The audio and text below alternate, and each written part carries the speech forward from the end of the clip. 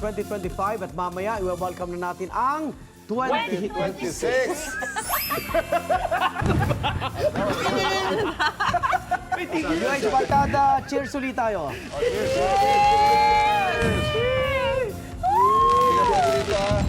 Lahat po tayo sabay-sabay i-manifest ang isang bagong taon na masagana at punong-puno ng biyaya. Let's claim it! Pero bago po tayo magpaalam sa 2025, tinanong natin ang ating mga kapuso, what are they most thankful for ngayong taon? Si Carol Nonesa, eto, grateful daw kasi after 9 long years bilang OFW sa Taiwan, kapiling at kasama niyang nagpasko at magbabagong taon ang kanyang anak, kapatid at kanyang nanay. Cheers! Cheers! Heto pa ang magandang pansalubong sa bagong taon po ninyo. Meron kang 1,000 pesos! Selfie lang mga kapuso habang nanonood ang unang hirit at comment sa UH Facebook page. What are you thankful for 2025? Yes! Yun yun. Napakarami. Ako, pwede mauna? Wala naman doon sa... Ako kasi ngayong umaga, thankful ako sa maagang medianoche natin talaga. Medianoche. Oo, kasi tingnan niyo naman, yung saganang-sagana tayo, di ba? Bilit yun sa harap namin. Target lock mga partner, eh, no? At ang UH, bulilit natin si David. David, ano ba gusto mo dyan sa mga handa? Lahat po yan gusto ko, pero lalong gusto ko po yung lechon. Oo. Lalong gusto ko po. Aba, magaling pumili si David. Actually, Kayo kakulay mo, kapuso. Para mas bongga ang handa, magdagdag na rin ng lechon. Yun. At sa mga hahabol bumili niyan, alamin natin ang sitwasyon ng bentahan. Siyempre, saan pa ba kung hindi sa La Loma? Siyempre, ganong oras pwedeng bumili dyan. Sorry guys, loading ako ngayon. Hanggat may baboy. Walang tulog eh.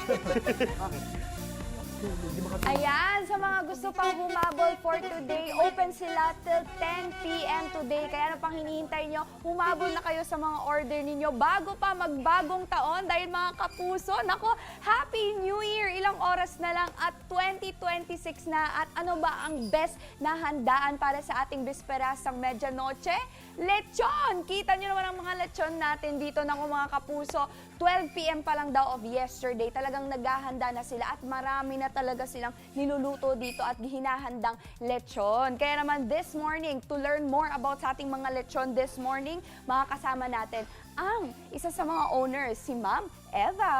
Good morning po, Ma'am Eva. Hi, good morning, Ma'am Welcome Cheska. to Unang Hirit. Hello Ayan, po. Happy New Year sa'yo, Ma'am. Happy Yes, Happy New Year. 2026. Okay. Ma'am, ilang lechon po ba yung niluluto ninyo for today lang? For today siguro, yan puno yan, 36 heads. Hanggang mamaya siguro abot hanggang 100. Wow, sobrang dami ano. The past few days po, marami na rin pong nag-order. Marami na rin. Since Christmas pa no? Oo nga, marami-rami na mga kapuso. Ilan na po yung mga bumili for today? For na, today, 36. yung mga order siguro nasa 15 to 20 na. 15 na, this morning Oo, pa lang this yan, morning. ano? Oo, magkano po yung mga lechon natin? Nagre-range siya from 13,500 hanggang 25,500. Yung pinakamalaki.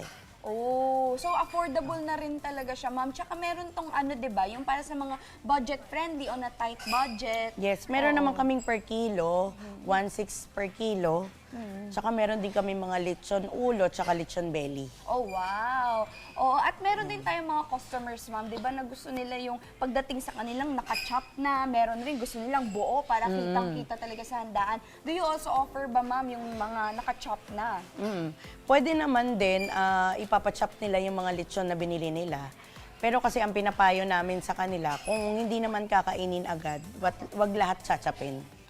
Kumbaga, kunyari, half lang muna ng lechon. Kasi baka mag-cause ng pagkasira dahil mainit yung lechon.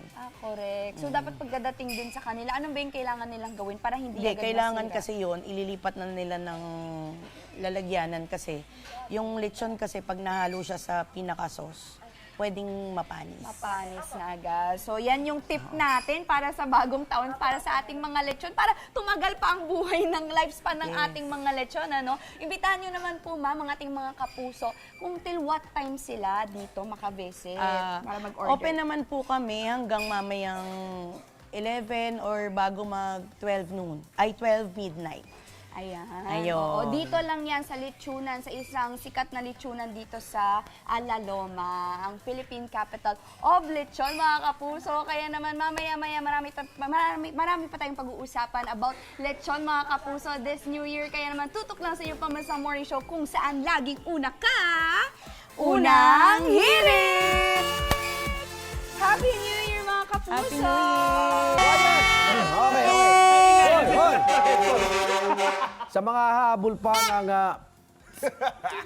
attorney, pagbili ng lechon, kumustahin ulit natin ang bentahan niya sa Laloma ngayong ilang oras na lang bago ang New Year. Narito si Cheska.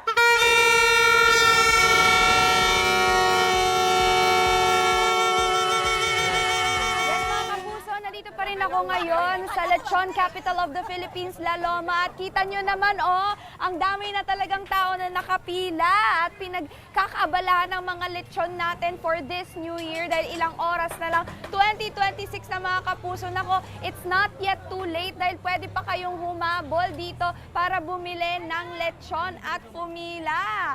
Importante ito para sa ating mga handaan this medianoche, mga kapuso. Kaya ano pang hinihintay ninyo? Nako, bumisita na kayo dito sa Laloma para sa inyong lechon. Happy New Year, mga kapuso!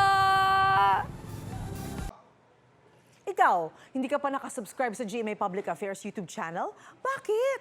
Mag-subscribe ka na, dali na, para laging una ka sa mga latest kwento at balita. I-follow mo na rin ang official social media pages ng Unang Hirit. Salamat, kapuso!